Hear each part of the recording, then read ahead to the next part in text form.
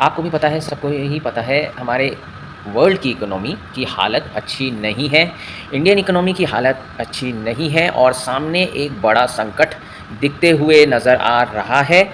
और ये युद्ध अगर नहीं रुकता है, क्रूड ऑयल के प्राइसेस अगर ऐसे ही रहते हैं, तो सामने संकट तो आने वाला ही है। इंडियन प्राइम मिनिस्टर भी बार-बार एक ही चीज़ बोल रहे हैं कि हमारी इकोनॉमी खतरे में है। हम सबको पता है संकट आने वाला है। तो अपने पोर्टफोलियो में क्या करें? मैं आपको एक सलाह दूँगा कि अपने पोर्टफोलियो में कुछ मत करिए।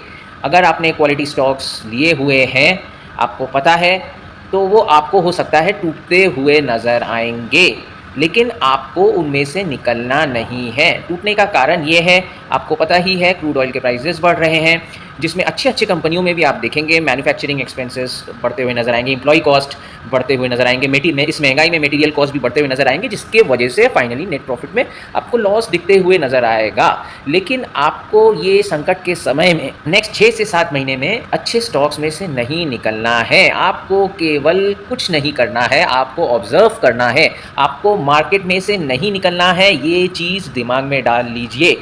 जो पास्ट में भी देखा गया है, इन कठिन समय में जो मार्केट में टिका रहता है, उनका ही पोर्टफोलियो फाइनली मल्टीबैगर रिटर्न्स निकाल के देता है। मैं एक चीज़ बार-बार बोल रहा हूँ। और सेक्टर्स की बात करूँ, इस ऐसी स्थिति में आप देखेंगे मैन्युफैक्चरिंग सेक्टर हो गया, उसके बाद कंस्ट्रक्शन सेक्टर हो गया, एक्सपोर्ट्स ओरिएंटेड कंपनीज़ हो गए, ये सब सेक्टर्स पिटते हुए नज़र आएँगे। हो सकता है आप देख पाएँगे फार्मास्यूटिकल सेक्टर ज़्यादा ना पिटे। तो मैं एक ही चीज़ कहूँगा, इस समय में क्या होता है, सारे कंपनीज़ अफेक्टेड होते हैं। एक दिन कोई कंपनी आप देखेंगे डेली बेसिस में, एक दिन एक कंपनी 10% टूट रहा है, तो फिर अगले दिन कोई दूसरी कंपनी ऐसे टूटते हुए नज़र आएँगे।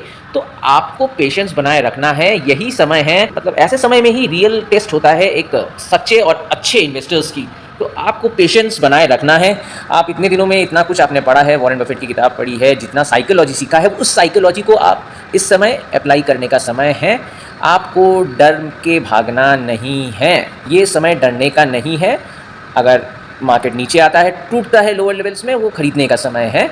लेकिन दिक्कत ये है, ज़्यादातर लोगों के पास पैसा नहीं है। अगर पैसा नहीं है, तो आप अगर खरीद नहीं पा रहे हैं, तो आप ये तो कर सकते हैं कि जो स्टॉक्स आपने खरीदे हुए हैं, उससे बेचकर मत निकलिए।